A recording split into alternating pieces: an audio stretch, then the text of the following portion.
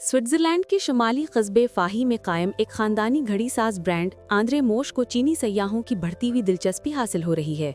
साल 1961 में आंद्रे मोश और उनकी अहलिया ग्रासिया ने ये ब्रांड कायम किया, जो खवातीन के लिए खूबसूरत और नफीस घड़ियां तैयार करने में महारत रखता है। आंद्रे मोश को मुमताज बनाने वाली खास बात इसके मुनफरद एनिमल डिजाइन है।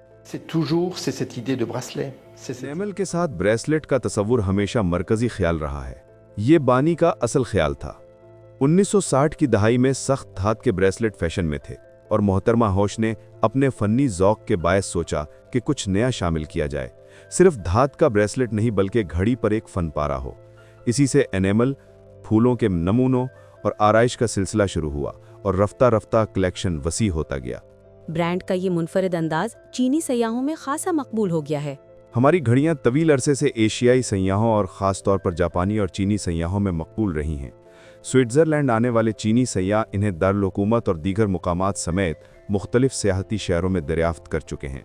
उन्होंने ऐसी घड़ी देखी है जो अपनी असलियत के बायस बाकी सबसे अलग नज़र आती है।